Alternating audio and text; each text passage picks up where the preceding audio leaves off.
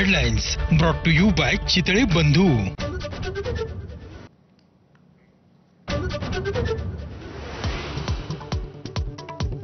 ठाकरेंच्या विजयी मेळाव्याचा नवा टीझर प्रसिद्ध। उद्या मुंबईत वरळी डोममध्ये विजयी मेळावा।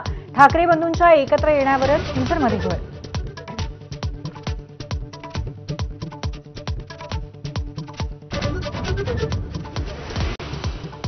पक्षीय अहंकार बाजूला ठेवत मेळाव्यासाठी झोकून काम करायचं मनसे आणि ठाकरेंच्या शिवसेनेचं ठरलं। दोन्ही पक्षांच्या नेत्यांकडून एकजुटीने मेळाव्याची तयारी सुरू। नियोजित कार्यक्रमांमुळे शरद पवार उपस्थित राहणार नाहीत।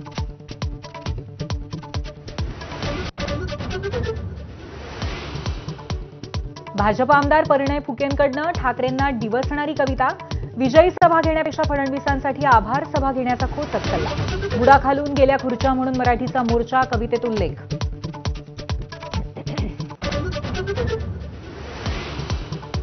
मुंबईतल्या एसबीआय मुख्यालयाबाहेर बच्चू कडूंच्या प्रहार संघटनेचं आंदोलन। शेतकरी कर्जमाफीच्या मुद्द्यावरती कार्यकर्ते आक्रमक। पोलिसांकडून आंदोलकांची धरपकड। मुलांना नाश्त्याला नेलं आणि हातात बॅनर्स दिले। लक्ष्मण हाकेंच्या समुद्रातील आंदोलनावरनं मिटकरींचा आरोप। गल्लीतला नेता दानंवरती बोलतो, मात्र नेतेच गप्प असतात, स्वपक्षीयांना घरचा आहे।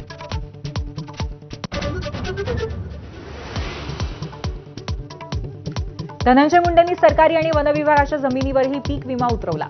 भाजप आमदार सुरेश धसांचा गंभीर आरोप। धाराशिवच्या पीक विमा घोटाळ्याची चौकशी बंद का केली असा सवाल।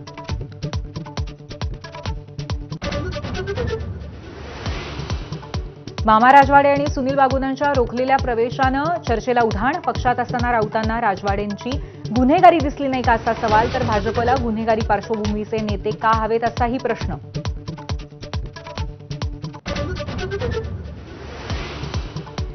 पणन मंत्री जयकुमार रावल विधानसभेत उपस्थित नसल्यामुळे संजय शिरसाट आणि कृष्णा खोपडेंनी व्यक्त केली नाराजी। सकाळी लवकर उठून आलो, मात्र मंत्रीच गैरहजर असल्याचं व्यक्त केलं मत।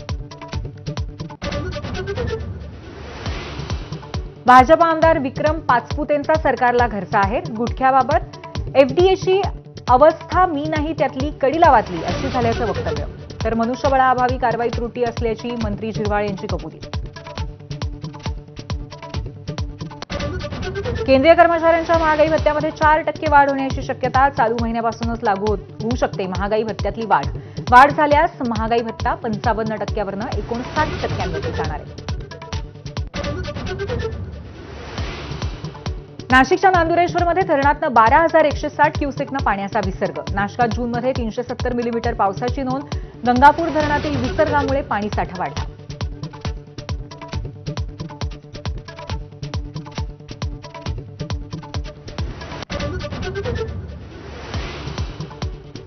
नमस्कार, मी पूर्वी भावे। दुपारच्या बातम्यांमध्ये